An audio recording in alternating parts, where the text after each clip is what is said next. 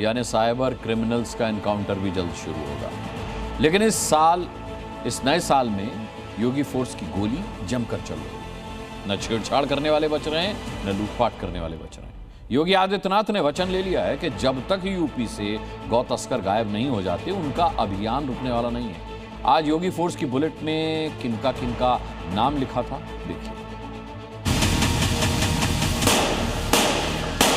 गौ माता को एक काटने के लिए देंगे कसाईयों को, क्या हिंदुस्तान इसको स्वीकार कर पाएगा? क्या गौ तस्करी और गौ कसी करने वाले तत्वों के खिलाफ सतर्क रहना होगा। जीव हत्या नहीं होगी, और अगर किसी ने किया तो उसको फिर उठा के बंद कर देंगे, उसी स्लॉटर हाउस में। प्रशासन को बताओ, प्रशासन अपने आप ही उसको ठोकने का कार्य कर देगा। ये शख्स पेट के बल लेटा हुआ है। रात के अंधेरे में पुलिस वाले इसकी तलाशी ले रहे हैं और जेब से एक कारतूस निकला। ये शख्स करवट बदलता है तो इसके चेहरे की हवाइयां उड़ी हुई हैं, क्योंकि अभी अपने पैरों पर चलने लायक नहीं बचा। ये परवेज है। पश्चिमी यूपी के मुजफ्फरनगर में ये लूट, चोरी और छिनैती जैसे अपराधों को अंजाम देता आया था, लेकिन रविवार की रात इसके गुनाह की आखिरी रात साबित हुई। 25,000 रुपए का इनामी बदमाश परवेज अब योगी फोर्स की गोली का शिकार हो गया। जो परवेज लोगों में वारदात को अंजाम देकर भाग जाया करता था, अब एक पैर तो क्या, दोनों पैरों से भागने लायक नहीं बचा। चेहरे की हालत योगी फोर्स का डर बताने के लिए काफी है।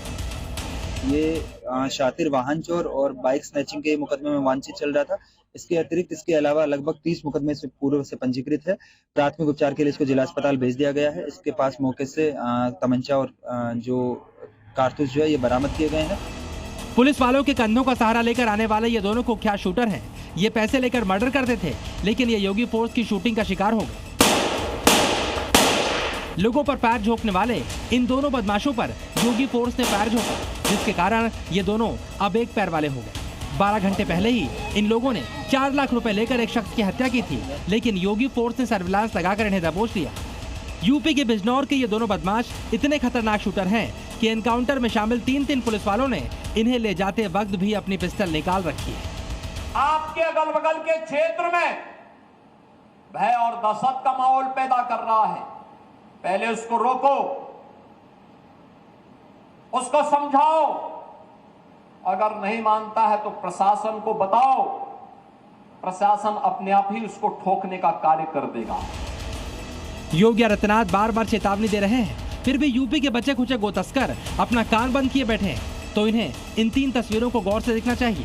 पहला, अस्पताल के बेड पर लंगड़ा होकर लेटा है। दूसरा, जमीन पर लेटा है, उसके पैर में पीतल जा घुसा है। तीसरा भी अस्पताल में एक टांग का होकर लेटा पड़ा है। इन तीनों का यह हश्र किया है योगी फोर्स ने। वजह है गौ तस्करी और गोकशी का जुर्म। योगी फोर्स की बुलेट की रफ्तार हर नए दिन के साथ तेज होती जा रही है। अब नए साल में योगी फोर्स के निशाने पर हैं गाय की हत्या करने वाले, उनकी तस्करी करने वाले। यहाँ की पुलिस की गोली ने उसके शरीर को छलनी किया तो कल वो चिल्ला रहा था कि साहब मैं गलती से उत्तर प्रदेश की सीमा में आ गया हूँ, आगे से ये दुस्साहस नहीं करूंगा। तस्वीरें यूपी के मेरठ की हैं। रविवार रात यूपी पुलिस के जवानों के टारगेट पर मेरठ और उसके आसपास के गौ तस्कर थे। 3 अलग अलग एनकाउंटर्स में सफदर सादिक समेत 7 गौ तस्कर पकड़े गए। चंद घंटे के अंदर ही गौकशी करने वालों के खिलाफ मेरठ में योगी फोर्स ने सबसे बड़े ऑपरेशन को अंजाम दिया। मकसद एक ही था कि मेरठ से गौ तस्करी करने वालों का सफाया हो जाए। बरामदगी में इसके पास से पशु क्रूरता के उपकरण व एक बच्ची बरामद हुई है। वह इसमें थाना मवाना पर अग्रिम विधिक कार्रवाई की जा रही है। 2025 में योगी फोर्स ने 3000 से ज्यादा गौ तस्करों को गिरफ्तार किया।